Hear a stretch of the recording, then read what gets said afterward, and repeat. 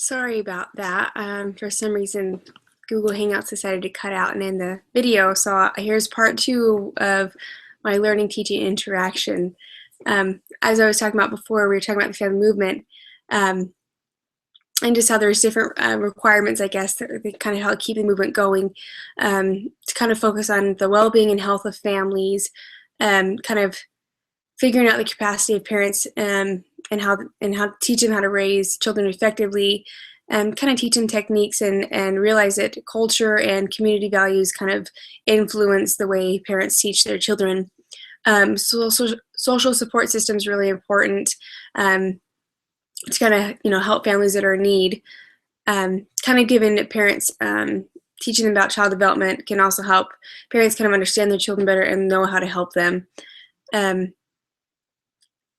Also kind of talking about how a lot of times the families that get support and get like kind of go through these programs usually are empowered and want to advocate on their own behalf and help others do so as well. That kind of helps them get more involved. Chapter 2, designing comprehensive family life education prevention programs. I like chapter 2 because it really talked about how to set up a program, and I'm doing the workshop for our project this semester, and so I found it really interesting on how to kind of get a program set up so that when I do mine, I can kind of follow these steps. And so there's 5 different stages. There is problem analysis, kind of finding the problem and setting goals for the program design, kind of obvious, find your target group, pilot testing, test it out on a group of people, that kind of fits the target you want to teach to. Stage 4 is advanced testing, kind of goes off stage 3, and then stage 5 is dissemination, getting the program out to a lot of people and to use the program to help several communities and so forth. Chapter 16 I really liked because it was the marketing, kind of how to market family life principles, practices, and programs.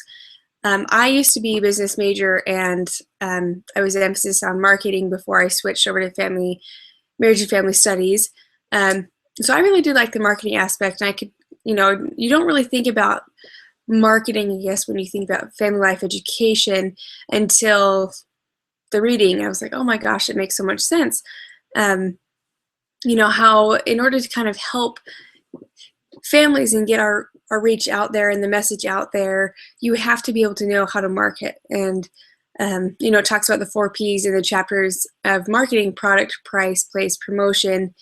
And it's the same thing in a lot of areas of business. When you think of family life education, you don't necessarily think of business, but it totally makes sense how you'd have to use marketing to kind of get people interested in hearing what you have to say, because especially in our world nowadays, a lot of people aren't, it's sad to say, but family isn't their main focus a lot of times, or at least family gets put on the back burner. I work at a learning center with children actually right now, and I see this all the time, how, you have to work and you have to provide for your family, but a lot of times parents kind of put their families on the back burner and work more than I guess is necessary, and spend less and less time with their family that they're working so hard for. So you have to market and find and get ways to get people interested in what you have to say when it comes to family life education. Chapter 18, improving the practice of family life education. I like this a lot. It says keep it personal. Personal as well as professional. I think there's a fine line there. I think you can be professional as well as be personal. I'm a talker. I'm very outgoing. I like to get to know people, and so I think in order for people to open up about their family situations, you have to kind of get down on their level, and you have to do so in a way where they feel comfortable talking to you, but not cross the boundaries, I guess. In my job right now, when I work with the children, it's kind of the same thing. When the parents come in, I have to make sure I am able to create a relationship with them where they feel comfortable talking to me about their kid, and I am able to communicate how their child did that day, the good things and the bad things. And sometimes at first, when I first got started, that was kind of awkward, talking about, well, your child is really bad. She was had a kind of a rough day. She was hitting other kids and so forth. But you have to kind of learn how to get down on their level and let them know that you care, which, is part of another way to kind of improve the family life education. You have to, just keep it professional. Talks about promoting the standards of practice. Become certified. Like, I think that's great. It shows that you know what you're talking about and that you're working hard to show your credentials. Educate employers and employers and the public. Make sure that that they know what they're talking about, so that when they're kind of getting people interested, they can give them accurate information and teach them the right things. Partner family life education with intervention services. I thought this was really cool to really, I guess, kind of kill two birds with one stone, for lack of a better term, and as well as they're trying to get family life education into legislation to kind of really help pass laws and public policies and so forth that will really help and support the family.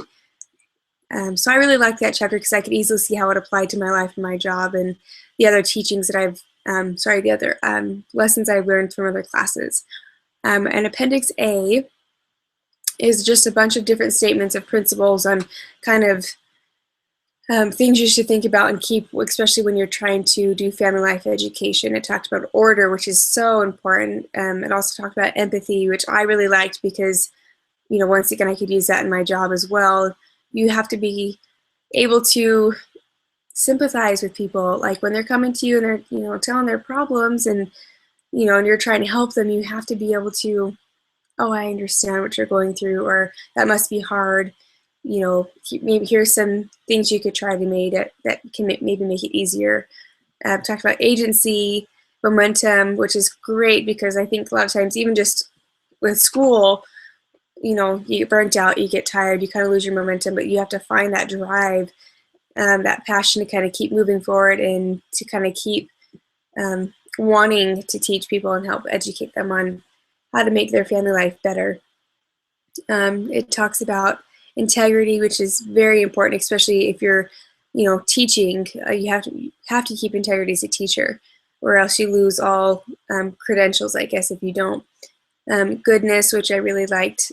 You have to have a good heart, especially in this major, in this field. You have to have a heart for the people and a love for people, and look for the good in everybody, but as well as know that people can have evil about them as well. I guess is kind of what it talked about in the chapter as well. It talked about being ready for change. I like that too. If you're going to teach these people, you have to be ready to see the change. Know that it may not always happen, but know that it can happen as well. And I think having that and being ready for that can also help you keep that momentum going as well.